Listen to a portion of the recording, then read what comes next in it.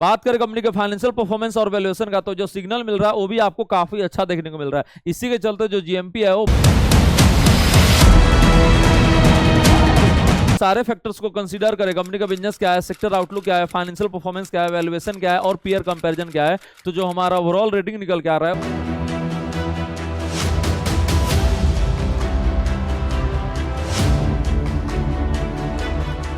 Welcome to our channel CA Abhayvan, जहां stock market सीखना काफी आसान और मजेदार है। आज हम लोग डिस्कस करने जा रहे हैं एक मेन बोर्ड का आईपीओ एंथम बायोसाइंसेज का। ये आईपीओ ओपन होने जा रहा है 14 जुलाई को और ओपन रहेगा 16 जुलाई तक। इसका जो अलॉटमेंट आउट होगा वो 17 जुलाई को होगा और लिस्टिंग होने वाला बीएससी और एनएससी दोनों एक्सचेंज पे 21 जुलाई को। आईपीओ का प्राइस बैंड फिक्स है 540 से 570 पर इक्विटी शेयर और यहां पर जो मार्केट कैपिटलाइजेशन होने जा रहा है वो 32,000 करोड़ होने जा रहा है। लॉट साइज 26 शेयर्स का है और रिटेल इन्वेस्टर्स को मिनिमम इन्वेस्ट करना पड़ेगा 14,820 रुपया। वही एचएनआई कैटेगरी में 14 लॉट और अमाउंट हो जाएगा 2,07,480 रुपया।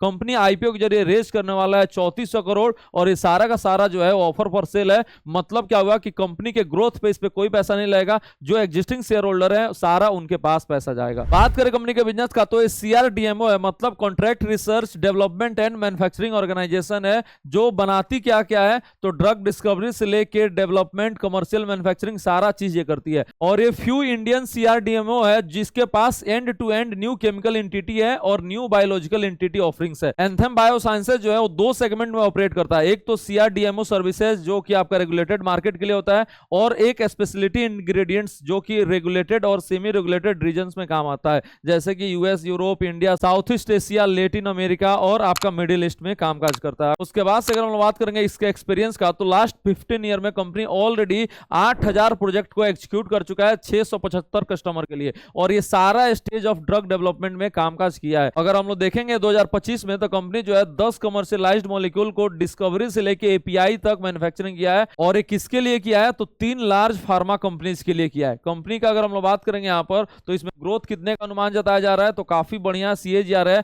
13.5% का ग्रोथ जताया जा रहा है। अगर हम लोग देखेंगे एज ऑफ 31 मार्च 2025 कंपनी के पास 242 एक्टिव प्रोजेक्ट है और इसमें क्या क्या है सबसे इंपॉर्टेंट, तो 68 जो है वो डिस्कवरी प्रोजेक्ट है और उसके बाद से 145 जो है अर्ली फेज प्रोजेक्ट है, 16 जो है लेट फेज प्रोजेक्ट है और 13 जो है कमर्शियल मैन्युफैक्चरिंग प्रोजेक्ट है। बात करें अगर हम लोग अदर डिटेल्स का, तो कंपनी ऑलरेडी 550 कस्टमर को सर्व कर चुका है अक्रॉस 44 कंट्री, जिसमें कि मेजर कंट्री जो है वो यूनाइटेड स्टेट्स हो गया, यूरोप हो गया, जापान हो गया और इसमें जो 150 क्लाइंट हैं वो आपको सिर्फ सीआरडीएमओ सेगमेंट में ही आ गए हैं और टॉप 5 कस्टमर जो है वो कितना कंट्रीब्यूट करते हैं, तो 70% रेवेन्यू कंट्रीब्यूट करते हैं। मतलब क्या हुआ कि कंसेंट्रेशन जो है वो ज्यादा हो गया। एक क्लाइंट भी अगर जाता है तो यहां पर मेजर रेवेन्यू में हम लोग को डिप देखने को मिल जाएगा। उसके बाद से अगर हम लोग बात करेंगे जो इसके क्लाइंट के साथ रिलेशन है वो काफी जबरदस्त है। 5 ऑफ द टॉप 6 क्लाइंट जो है वो 8 साल से रिलेशनशिप इसके साथ मेंटेन कर रहे हैं। मतलब काफी जो है इसका रिलेशनशिप जो है वो काफी स्ट्रॉन्ग है और इसका जो सर्विस होगा वो काफी बढ़िया होगा। उसके बाद से अगर हम लोग देखेंगे तो कंपनी जो है अपना प्रेजेंस बढ़ाने के लिए एक पार्टनरशिप किया है डावोस फार्मा में, जो यूएस में ऑपरेट करती है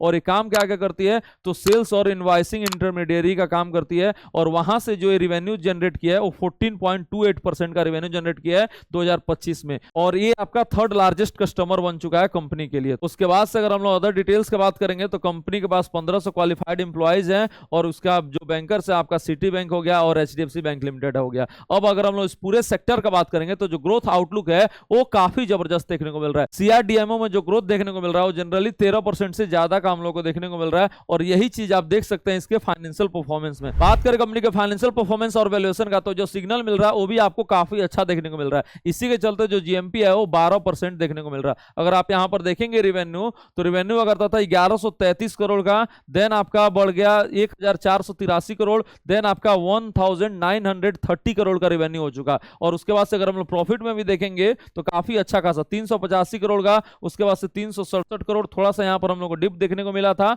और उसके बाद से यहां पर जंप लिया 451 करोड़ का रेवेन्यू जो है कंपनी क्लॉक कर चुका है।